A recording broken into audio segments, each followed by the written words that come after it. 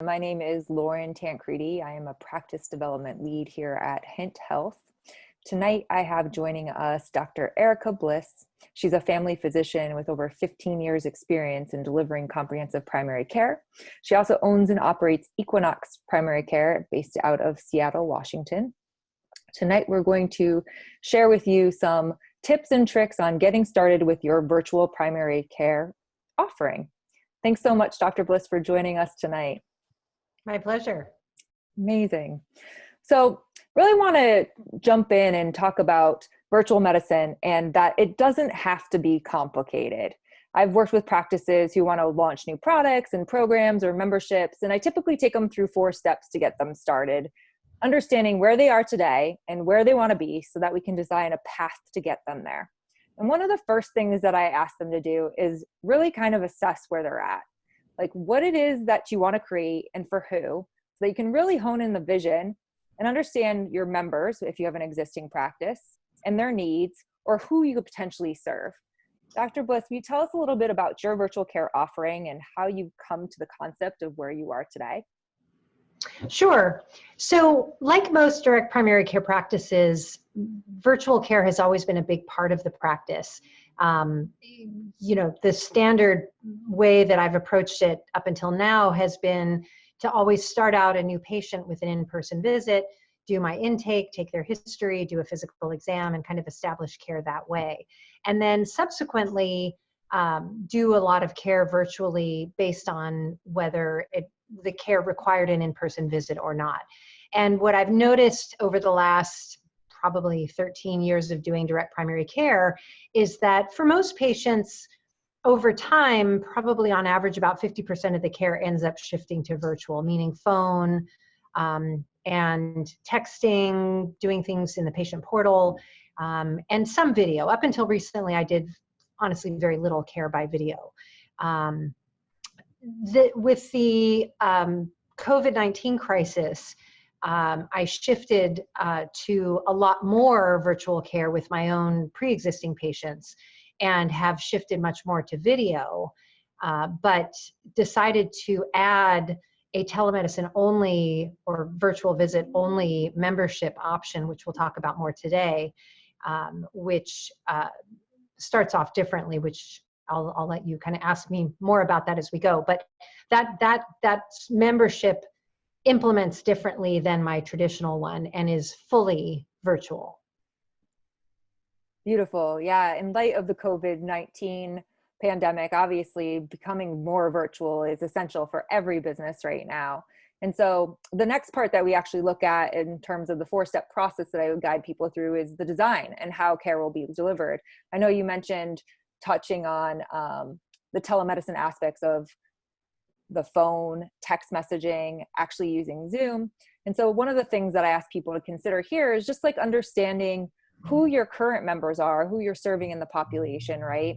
How old they are, how they would address the technologies that you're using and what the adoption rate would be. And then understanding like how much time and effort that would take from the staff. Tell me a little bit about your composition of your practice and how you're able to deliver care virtually. Sure. So in terms of my existing practice, my age distribution is fairly even. It's kind of a bell curve like most practices are, and kind of like a normally distributed primary care practice for family medicine. So, a few very small children, a decent number of teenagers, a lot of people sort of in the 40s to 50s age range into the 60s, and then sort of tapering out into the elderly groups. I would say that the other distribution that's important to consider is socioeconomics. I have a pretty widely diverse group of patients in terms of their socioeconomic status, which tends to align with their technological savvy and their access to technology. So most of those folks do have smartphones these days, but they have varying sort of quality of access and access to, say, wireless technology. And then they may live in sort of remote areas where they have not so good internet connections. So you have to kind of factor in all of that. And right now, some people may be hunkering down in more remote areas too. Or I may be picking up telemedicine patients who are down, sort of in remote areas. That's been a factor too. So all of that has to be factored into coming up with a telemedicine option, because it may impact your ability to do the whole broad array of telemedicine connections. So I had to consider all of that in setting up the telemedicine offering and think about what that would and would not allow me to do. And then think about people's capabilities of handling technology. Not everybody's going to be comfortable with video versus texting versus phone. And you have to be thinking about what sorts of medicine can you really be comfortable doing. The COVID-19 pandemic situation has loosened up the government has had to loosen up a lot of the restrictions, and they continue to loosen as well. So that's opened up some more opportunities, which has been interesting and exciting, frankly, to watch, because it makes primary care a lot more feasible. Sort of brings down the clinic walls, so to speak. But you still have to think about what is responsible to do. You still have to do good medicine. You still have to be responsible. You still have to think about what the implications are going to be for the long term, both for the patient's health and for how you're going to carry forward their care in the future. Yeah, all great points. I think that there continues to be a very diverse population that is coming to direct primary care, and direct primary care is actually really well positioned to be able to deploy the tools that they may have put into their practice at inception to be able to deliver and handle folks virtually. And so we're at a really great position to be able to help deploy care to those folks that may not have it through their regular providers, or may actually be in those hunkered down areas, as you mentioned, Dr. Bliss. Exactly.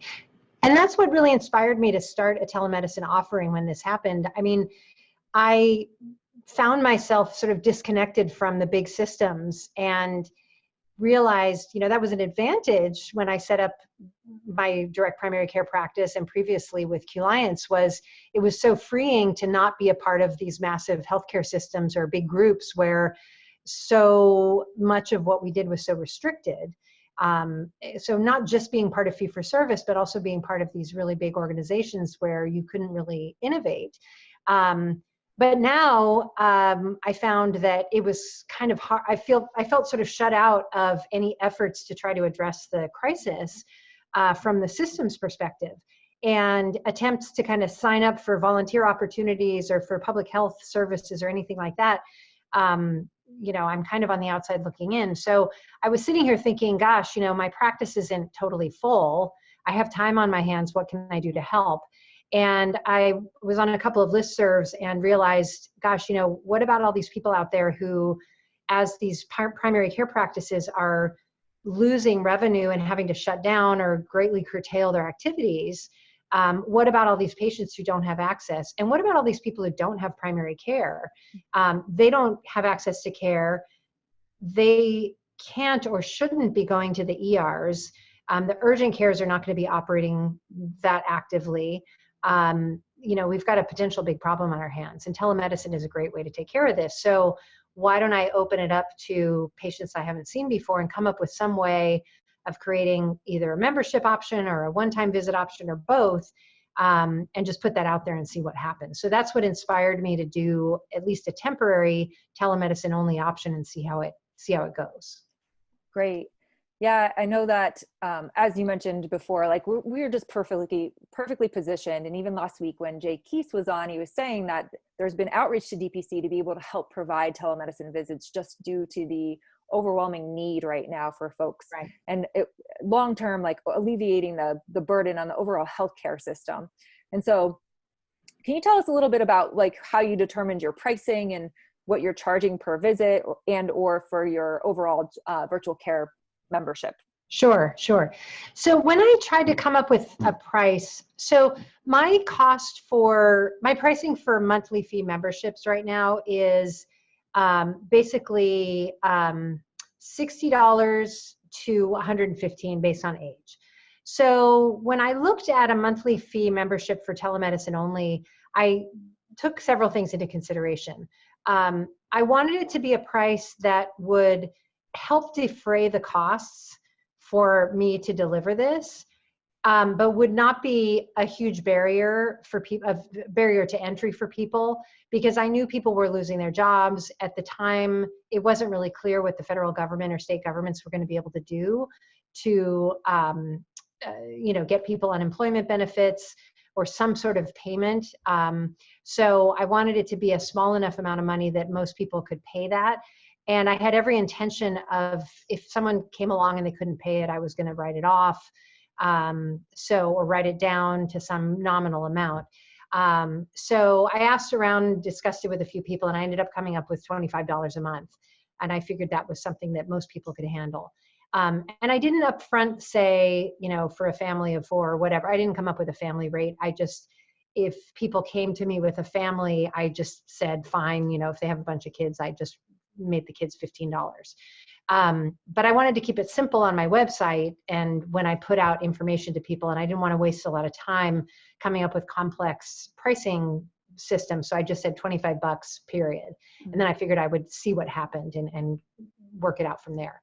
I did contact a couple of different organizations that I have worked with. Like, for example, I work with a refugee organization from time to time doing asylum exams. So I reached out to them and said, if you have any, refugees and asylum seekers around who feel, that they are worried and they need help in any way, or just want to talk to somebody about any health issues, then I'll offer my services for free to them. I haven't had anyone take me up on that yet, but so I've tried to figure out a couple of different places that I can reach out to just to offer something like that. So the nice thing is that, based on whatever capacity you have, you can do things like that. And you can always turn it off at any point and say, okay, I've got enough. I can't take any more capacity, and do that. I had another, a family sign up. It was 2 parents and 4 children. So I just said, okay, $25 for the parents, and all the kids are 15. In that case, someone of means was sponsoring them. So I felt like that was okay. If it had been that family themselves who don't have a lot of means, I would have written it down a lot more than that. So anyway, it seems to be working okay. For the one-time visit, I really haven't come up yet with a price. I'm getting ready to implement that. I've just been doing this for about almost 2 weeks. And so just getting the monthly fee one in place, and I'm getting ready to do my single visit one. So far, I've just done one, and I had a patient ask if I could see her daughter for a one-time visit. So I just did it for $25. And then that was it. Interestingly, that person really liked it, and she said that she wanted to sign up with me. She just can't do it just yet, but she said, I'm probably just going to sign up with you as my doctor. So, hey, I just got a patient out of it. So she's just waiting for her job to become more secure, and then she's going to do that. Luckily, she's got a position that's probably going to last. So anyway, so I don't know, I'm not promising to anyone that I'm going to continue that. When I put that out there, I said, this is for the next 6 months. It may or may not continue. This is to help us through the crisis. So I made no long-term commitment. I can stop it at any time. So I made sure to make it clear this was a temporary program. That way I'm not locked in, and I don't have to worry about whether this ends up filling up my whole practice and causes me some sort of financial problem later. Yeah. Welcome to the wild, wild west, right? Exactly. So I see some questions coming in. Just make sure if you are submitting your questions, we will get to them at the end. If you just hover over the screen where you probably see my face talking right now, you can always, you'll see a Q&A button. That's the space that we'll be looking to answer your questions.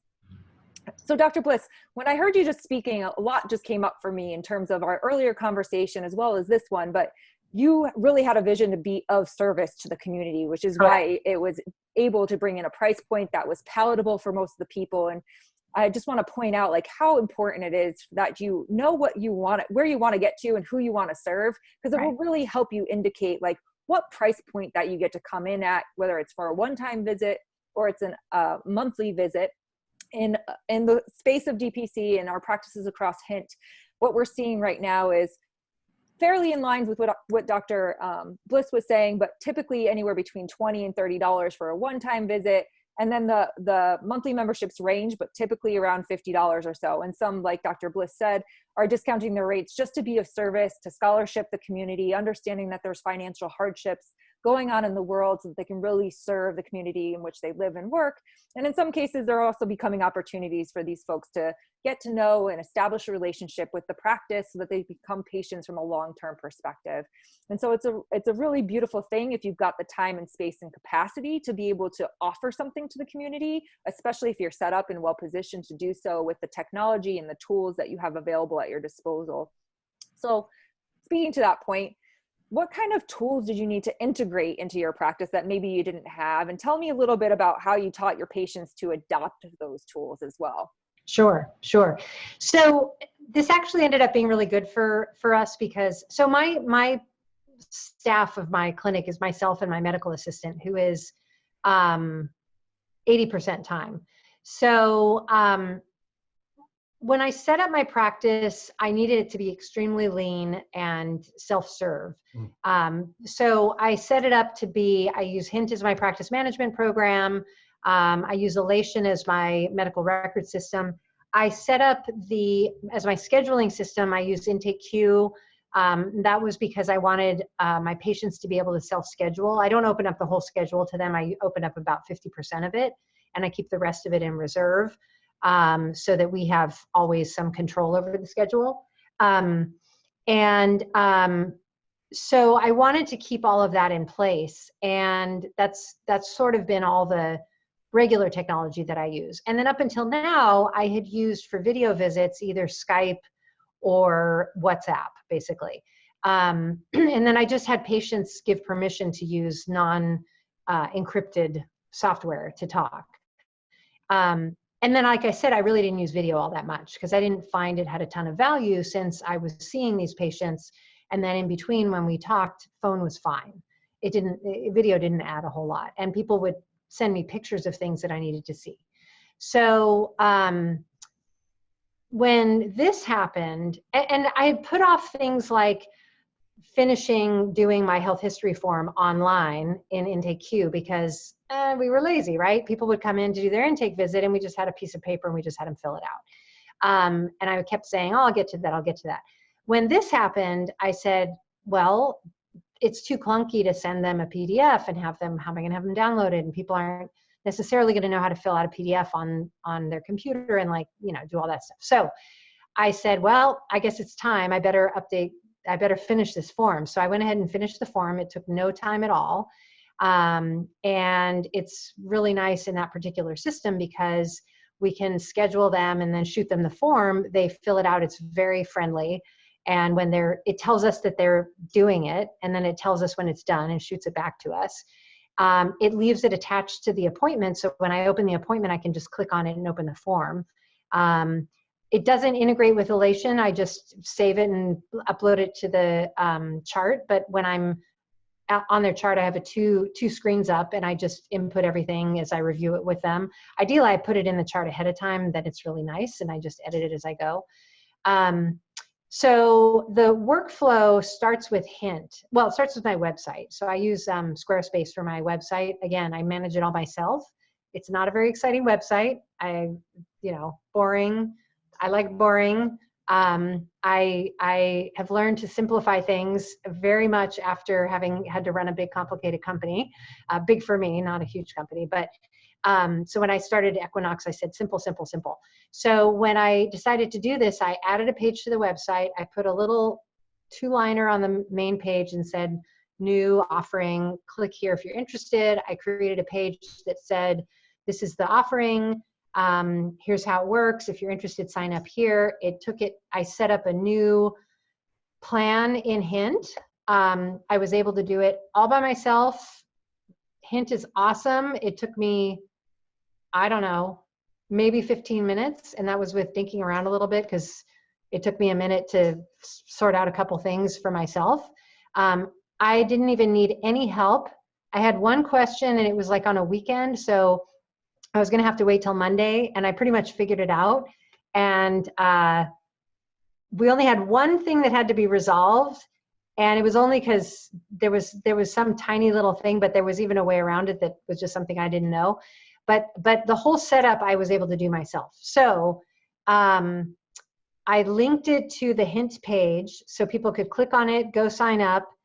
We got notified of the sign up. I created a workflow so that my assistant would call that person, welcome them, set them up for a new appointment, a video appointment, and then I got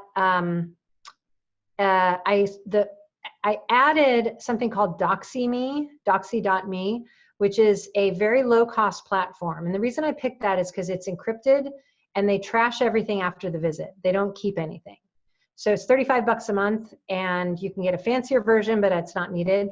You basically text them a link, they click on it, and on their phone or computer or iPad or whatever, it brings up the visit. You do your little visit, you can actually share your screen, you can upload documents, kind of like Zoom, I guess. And I guess Zoom, you can do similar stuff too. So she sets the appointment, sends them the form, and then that's basically it. And I also made it in Hint so that they have to do a payment method right from the get-go. When I sign up patients otherwise, we're a little more flexible about that. But for this, we just don't mess around with that. They have to set up a payment method. If a patient is wanting to sign up a family member or friend, then we work with them to do it. But if it's just some random person setting it up, then they have to go through that. We're just not going to play around with, discussing that. If they want to call us and talk to us about it, that's fine. But if they're doing it online, it's got to be totally streamlined.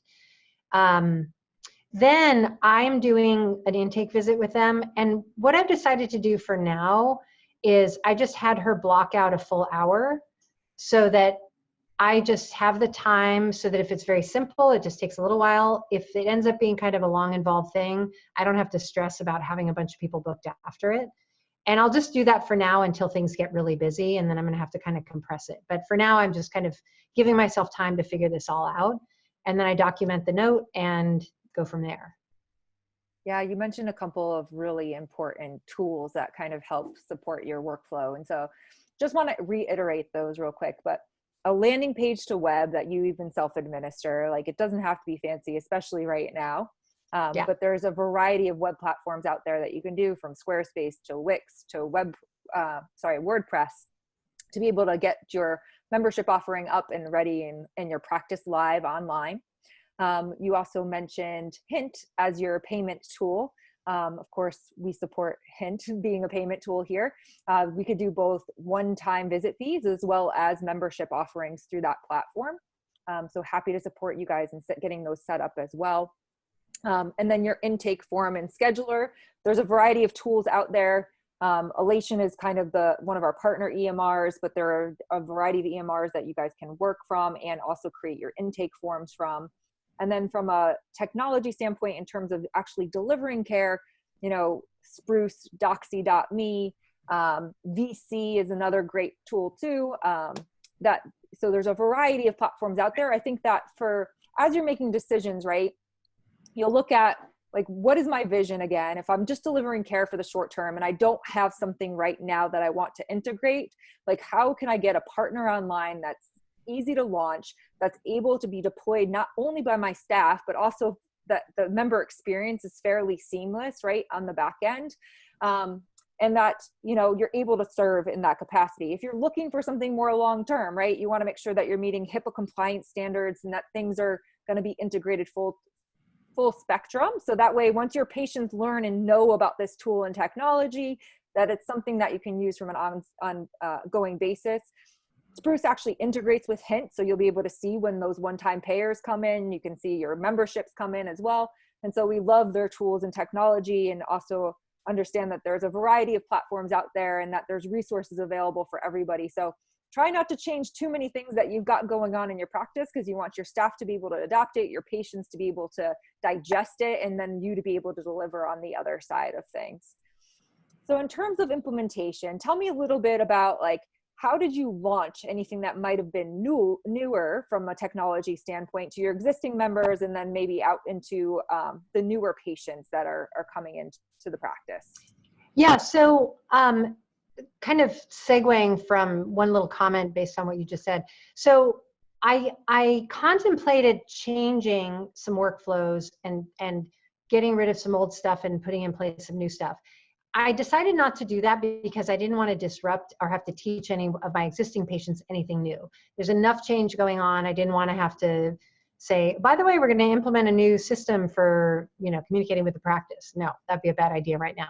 So I'd rather add something new and have them have to get a new little piece than change anything about how they're scheduling right now or anything like that. So even though it sounds choppy, like I have 5 different pieces here, and they're all not integrated, it's actually not, it doesn't feel any choppier to them. In fact, we've gotten really, really good feedback from people. They think it's like, wow, we just added a new tool.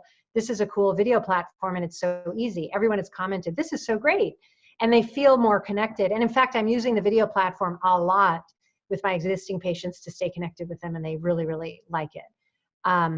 It's giving us a sense of connectedness that we otherwise wouldn't have, and phone isn't doing it. And in fact, I'm learning a lot about my patients, and it brought back to me, there's a little bit of a tangent, so bear with me.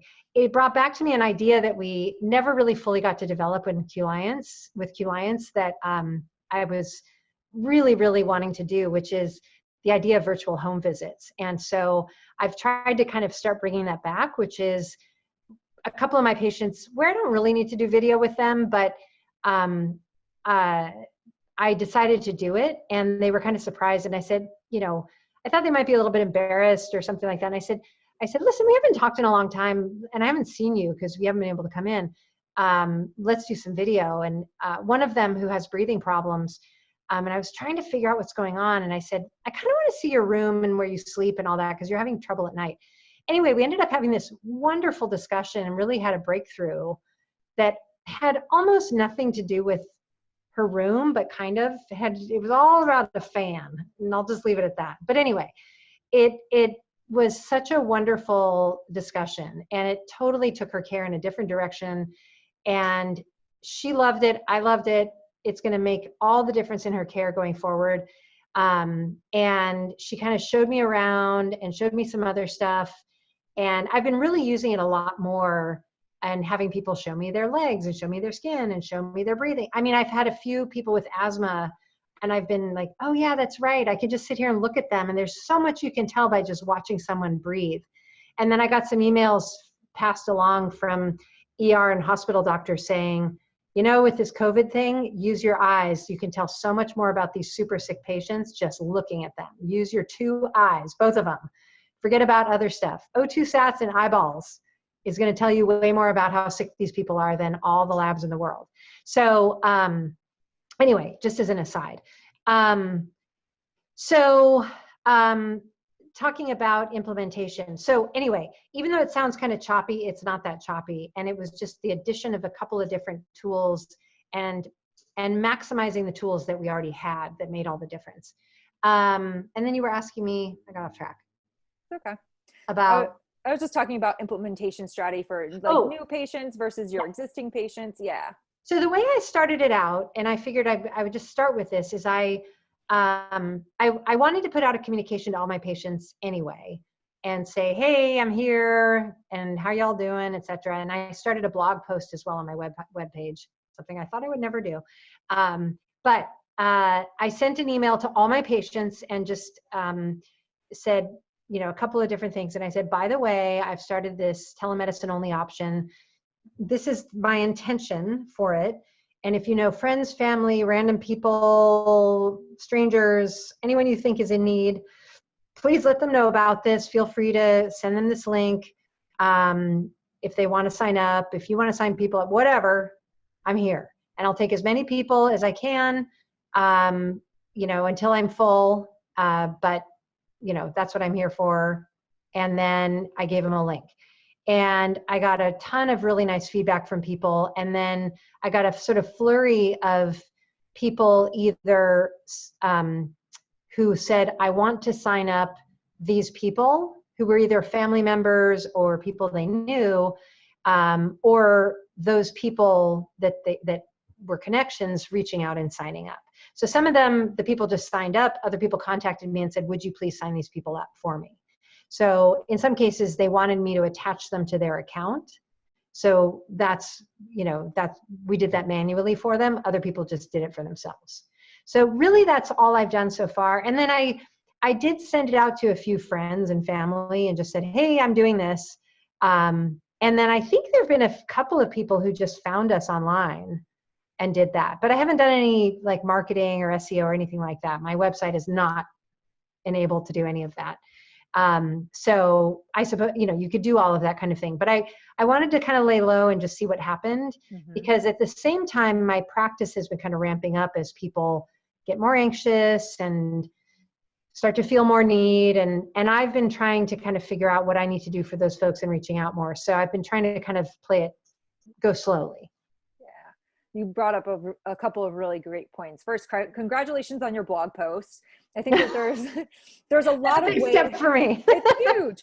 And there's a lot of ways that practitioners can actually supplement the efforts to keep people calm and at ease, because a lot of the calls that come forward, I manage a couple practices remotely, and we're seeing an increase in calls because people want to be put to rest, that they're not, they don't have the disease, right? And so some of the ways that we actually suggest in doing that are blog posts and newsletters, webinars, just like the one that you're attending, where you can do, give an update and answer questions, because more than likely one person has a question that puts somebody else at ease and arrests their concerns, right?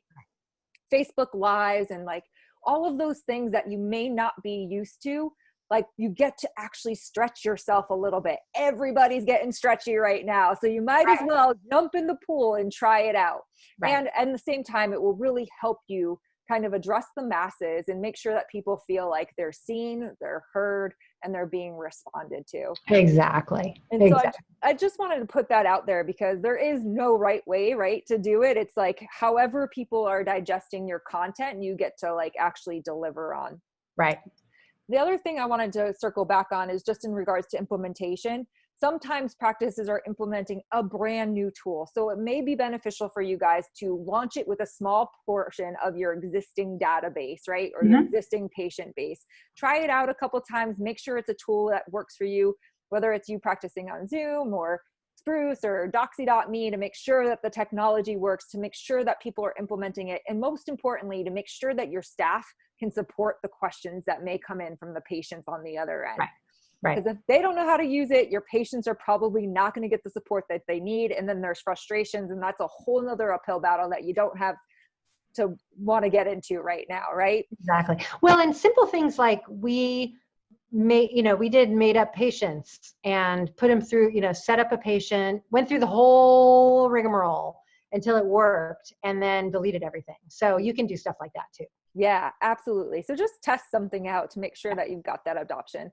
The other thing that you said that was, I think, is really hitting home for me, and we've been hearing it from some of our other practices, is there's people actually out there that are willing to sponsor other patients. Exactly. And so I know that Hint is working on some content around this, but we are seeing people sponsor memberships, help support the practices to be able to continue to deliver the care that the community is really calling forward right now. And so I'm glad to hear that it's happening in your practice too, and that we're starting to really kind of like stretch ourselves.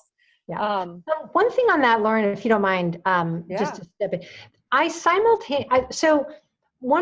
to a couple of people about this, other providers, and they said, I'm a little bit worried that some of my existing patients are going to say, oh, well, I'm only really able to get care by telemedicine right now anyway, so maybe I should just switch to this membership. So first of all, I said, what I did was I was very clear that this is a short-term offering for people who are not existing patients, who don't have a provider, or who are not able to reach that provider at this time, as a service to the community due to the crisis. So I was very explicit about that. And if you go to my website, you'll see that. And then I also communicated in my private email to my patients, not on my website, that in addition to this communication, that I understand that a lot of people are going to be losing their jobs or experiencing financial insecurity. And that if they were, I invited them to contact me immediately, or at whatever time they were facing this, so that I will work with anybody who's in a tough spot. as always, I will work with them, and to please contact us right away. Don't hesitate. We will work with everybody, and, et cetera. To make it really clear that if you're my patient right now, I'm going to work with you. This is for new, different people. This is not that you're going to convert. Now, I had 2 people who did not listen and contacted me. And I was just very explicit with them. And I said, look, let me be clear. And I just repeated what I said. And then I said, if you're having financial difficulties, then I can totally work with you and reduce your fee. The one person for whom that was the case said, well, yeah, actually, I'm in a tough position. I said, great, I'm going to just reduce your fee. In that case, I'm writing it off. And I said, you let me know when things change and we'll talk about it. And so that was that. So anyway, I think that's an important point, so that and it also keep the membership separate, so that when later you decide what you're going to do about all this, you don't have a big mishmash of memberships. You have your regular memberships and you have your telemedicine memberships, and you know who's who, and then you can decide what to do with them.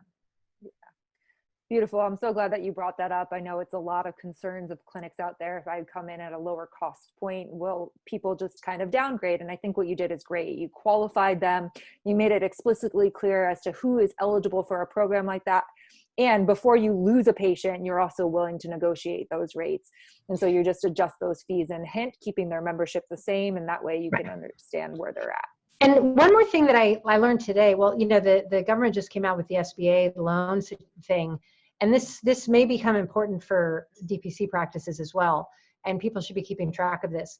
If you end up having to write down or lose a bunch of your DPC patients, and you shouldn't be, just switching them to these memberships, because they'll look like new members, or they'll look like, it may look, you just want to think about this kind of thing. Because I just took a quick look to see, who have I written down to zero, and what's that going to do to my revenue?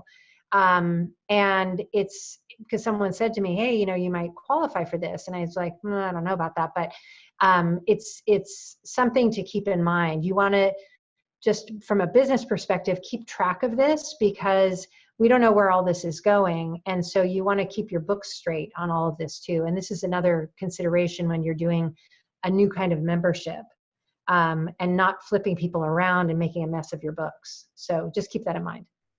Such a great point. It's so important that we get to talk to practitioners like you who are in practice doing this thing every single day. And there also are programs for support, like Dr. Bliss mentioned.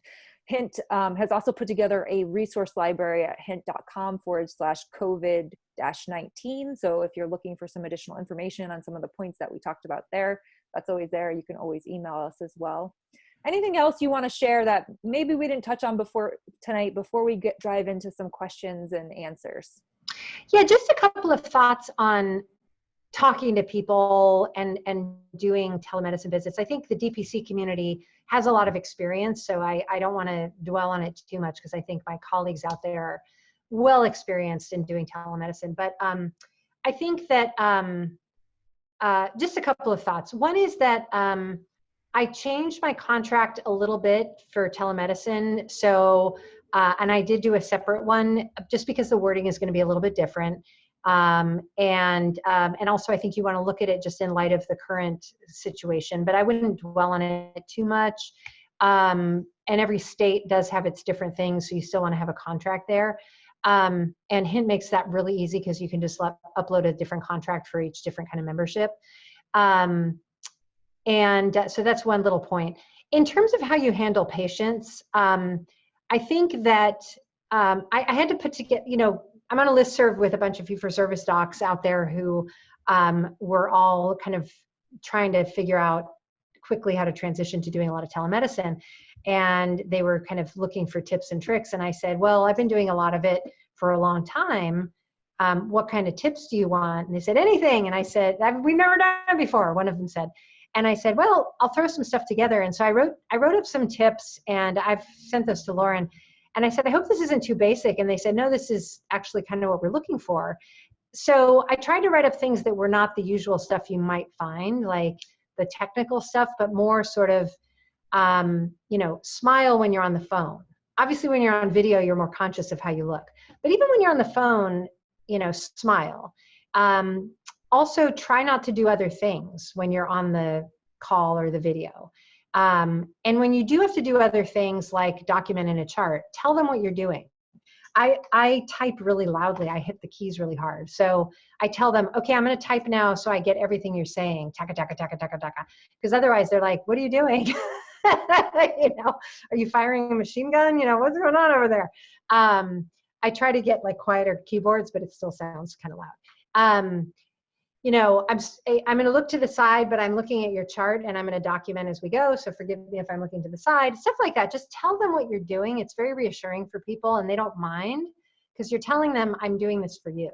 It's kind of like when you talk someone through an exam and you say, okay, I'm going to touch you on the shoulder now and I'm going to touch you on the belly and now I'm going to do this. And it's just all of that is very reassuring to people.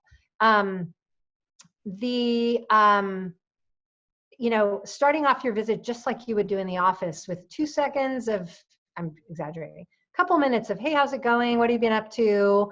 Especially now, hey, what have you been doing with your time? How's your day going? How's the family? What's new? It just establish rapport like you normally would do. Don't rush into things. Don't feel pressure for time, that kind of stuff. It makes your whole visit more efficient, et cetera, et cetera. Just a couple tips from myself or tips, I don't know, observations. There's a lot of emotional and psychological need out there right now. So people are talking more than usual. And I tend to kind of get into long conversations with people. So if you have that tendency, be aware of that and try to structure your discussions better with people and be aware of trying to redirect. And don't be shy about saying, hey, okay, so I have a little bit of limits on my time because I've got another call I got to make, or I've got a couple more calls I got to make before such and such a time. So I'm going to have to wrap this up. But let's make sure we get to these couple of things and then we can always schedule a follow-up.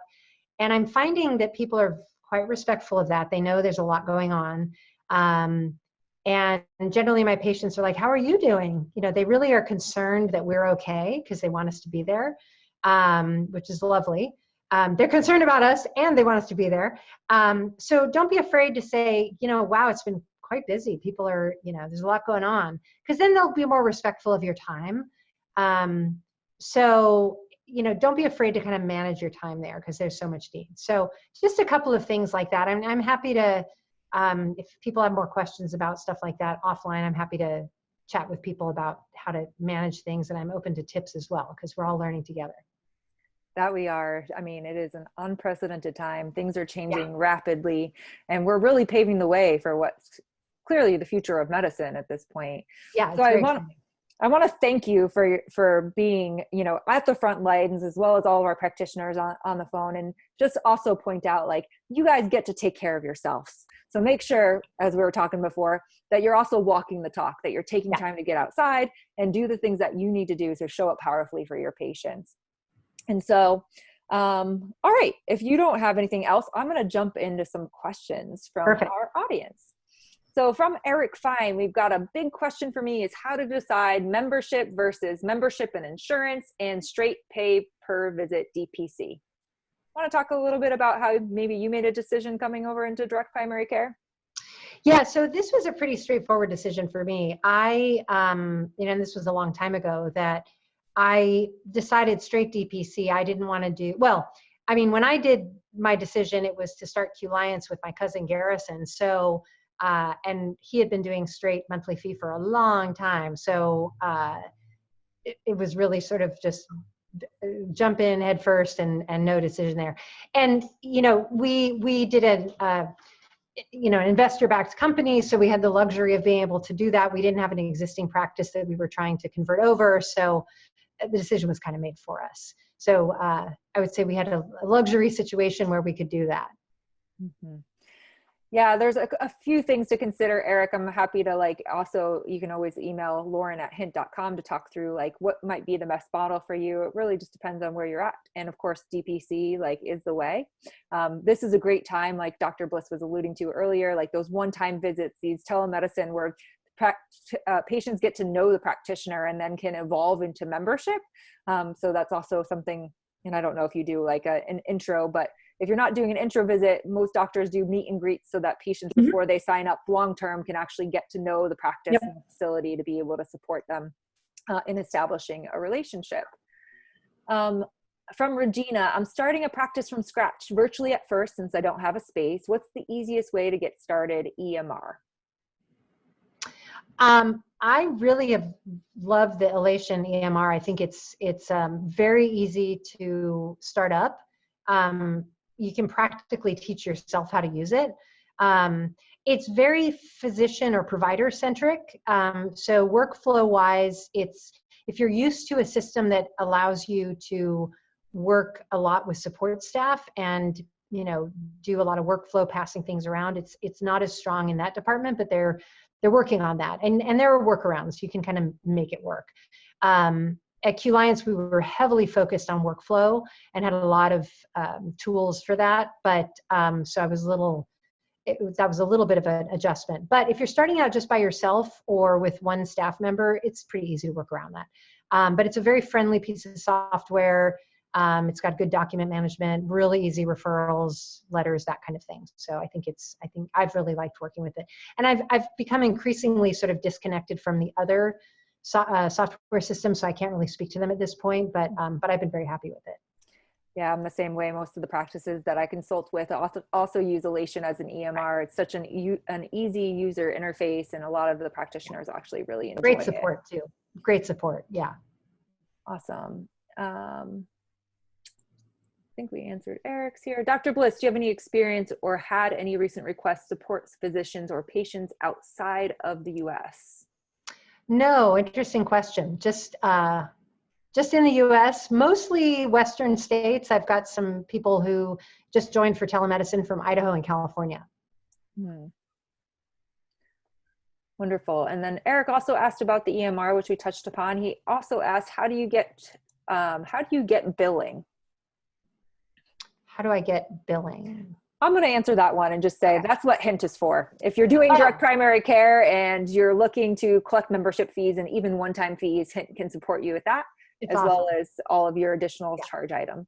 Super easy. Eric also asked, do you have a physical office as well? Yes, I do. I have a clinic in downtown Seattle, and not using it a whole lot right now. I mainly go there to check vaccine fridge temps, but other than that. Yeah. Beautiful. And then Michael asked, what do you do when you have a telehealth patient who actually needs to be examined? If they're a telehealth patient, and this is true of my regular patients if they're not able to get to my clinic, I arrange for them to go to a nearby urgent care, ER, other doctor's office, something like that. And I work with them, and to whatever degree necessary or feasible, I help coordinate that. I just had this happen prior to this webinar. I have a patient who's in Central Washington, and I think she may have COVID. And we decided that it probably was a good idea for her to get tested. And we were texting back and forth, and she actually found a place that would test her. And so I faxed over the orders. And we were debating whether she needed to be seen or not, and we decided not. So in that case, she's not even going to be seen by the clinic, and they agreed to see her with an order. So stuff like that, I can arrange. I'll make arrangements. But that same patient, I've had to have her be seen, and so I'll send over records to the urgent care or the ER, and then if need be, I'll call them and facilitate it. So it happens on a fairly regular basis. So you're coordinating care with just a virtual site where they can actually go and physically be seen. Correct. Beautiful. Let's see. From John, how many of your regular members have asked or have already switched to virtual membership? I haven't allowed any of my regular members to switch to the telemedicine membership. If they're looking for a way to reduce their fees, I am reducing their fees, either to a discount or to zero. Yeah, that's what Dr. Bliss was saying too earlier. She got really specific on who's eligible for the program to help make sure that the navigation of that was very clear and concise for her existing members. And it's clearly helping from a retention perspective up to now. Correct. Yeah. Do you think we can start with a bit higher than $25 for now and go lower depending on the economy? Absolutely. I think it's totally up to each individual practice, market, the demographics you're looking at, your particular, feelings, approach, et cetera. That's the beauty of this, is that it really depends on, and what you want to offer. If you, I'm offering, certain hours Monday through Friday, and I'm offering, my particular care and, what I'm willing to do and all that kind of thing. So it's what you want to do and what you want to offer. And you could start at, I think what Lauren said is that most practices are starting at 50. So I think that's still a great deal, for unlimited access to telemedicine for each month, So I think it's whatever you feel is right. And then you can discount it if you want. You can raise the price later if you want, whatever you feel is best. Yeah, it really does just depend on where you're at, how you want to serve, and your vision for showing up in the space, right? It's, Dr. Bliss has said multiple times that she's really here to help support the community in which she lives. And that's where her decision point for her price point. And so you get to make that same call for you and your practice based upon what you think and how you draw boundaries with your patients and how the practice is utilized. Right. All right. Let's see what else we got here. Did you write from Anantha? Did you write a separate agreement for telemedicine or just do some tweaking to your traditional DPC agreement? I just tweaked my agreement. My agreement I had recently revised as of January because we had just gone through a process of eliminating cash pay because we were struggling with the patients we had who were paying cash because they were coming into the office to pay, and it was getting kind of, iffy that they, it was just a problem. And so we tightened up our cash pay policies and also our late payment. It was funny because we had literally just kind of tightened up all the payment policies and started doing, late charges and all kinds of stuff. It was really funny. So we had just gotten it all in hand and gotten much more strict and all this good stuff. And everyone was like on notice that like, no more Mr. Nice Guy, And then boom, literally this all happened. And then we're like, great. Okay. Now like we're going to stop collections and we're going to write stuff off. And I mean, literally like, right. It was so funny. So, we had just updated the contract to be like, these are our financial policies. This is our no-show policies. Like I had actually dismissed a couple of patients for like chronic, really bad no-shows because they were just sucking up all this time on the schedule. So if you read my full contract, it's very strict about all that stuff. So the telemedicine thing, I was like, well, none of this really matters. And for $25 a month, I'm not going to split hairs. And they're not going to be able to pay cash anyway because I'm making them sign up and pay by card or bank account. So I just took all of that out. So it's a much shorter thing. There's no Medicare. And I don't think there's Medicare. I think I left the Medicare stuff in there. I don't know. Anyway, yeah, it's a much simpler contract. So simpler contract. And of course, we are not legal. So we recommend that you consult with your DPC attorney if you have one. Right. Let me go to, I really thought this one was interesting because we didn't talk about it. Anantha also asked, do you still keep your teleoffice hours the same as your traditional DPC hours? More or less, yes. So what I was doing before was I was in the office Monday, Tuesday, Thursday, Friday. And those were the days my medical assistant was in the office. And then she's off on Wednesdays. So Wednesdays was my quote admin day. I took calls and mainly worked off-site and just answered calls and dealt with stuff as needed. So Wednesdays could be very slow. They could be busy. It just kind of depended. But I didn't generally go into the office to see patients. So it gave me kind of this nice respite day in the middle of the week. And with the number of patients I had, that was plenty. I didn't need to be in the office more than 4 days a week. Now, what I decided to do was, since people kind of need to talk any old day of the week, I decided to just open up the Wednesday schedule. And I actually opened up, I'm available 10 to 6 I block out an hour for lunch. And so what I decided to do was just open up, and normally only half of the day is open for self-scheduling, just so that we didn't have to deal with calls and people asking to schedule, because I didn't want her time taken up with calls for that. I just had her open up the whole schedule basically 10 to 5 or 10 to 6 for self-scheduling. Because I said, like, let's not waste our time scheduling people. Let's just let them put themselves on the schedule, because it's all telehealth anyway. So that's the way I've changed it. So now Monday through Friday, anyone can put themselves on the schedule anytime. But if they want an in-person visit, they have to talk to us. So that's how it's changed. Awesome. All right. Michael asked, does Doxy.me integrate with Hint and Elation? No. Does not, but Spruce does. So if you're looking for a full integration, check out Spruce. Yep.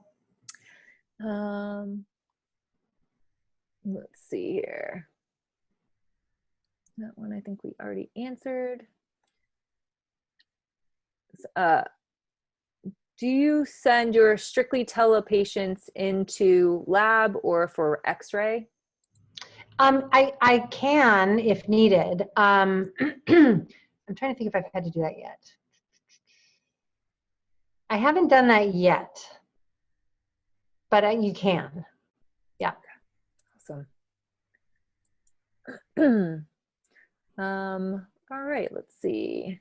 How many of your traditional DPC patients converted to a telehealth membership when added the telehealth service line?